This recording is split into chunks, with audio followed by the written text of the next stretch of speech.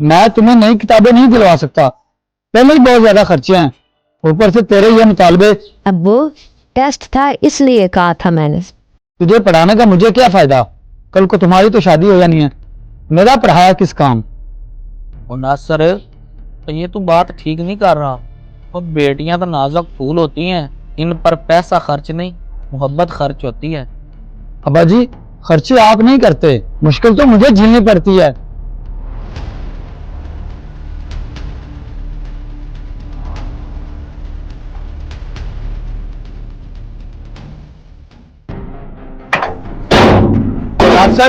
नासर बात तो सुन। और क्या हुआ तुझे, इतने गुस्से में क्यों लग रहे हो?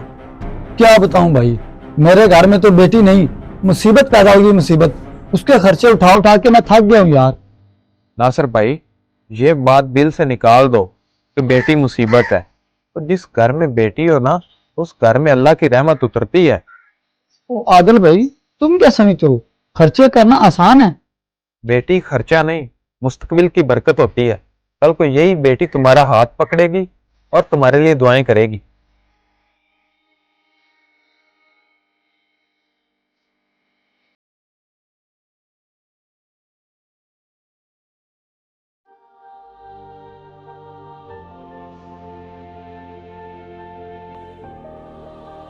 नासर, अल्लाह ने तुझे बेटी देकर इज्जत दी है, इस रहमत को बोझ मत समझ।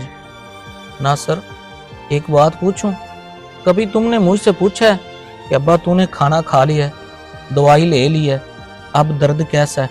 नहीं ना। अगर मेरी बेटी होती तो दिन में मुझसे 10 बार पूछती। अब बेटी मोहब्बत है, बेटी इज्जत है, बेटी वो सहारा है जो बूढ़े बाप की लाठी बनती है, और तुम उसे बोझ समझ रहे हो।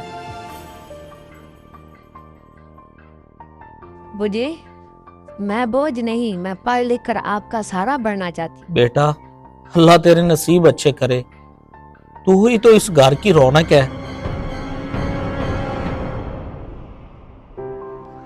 मेरे दोस्तों, बेटी बोझ नहीं, बेटी अल्लाह की रहमत है।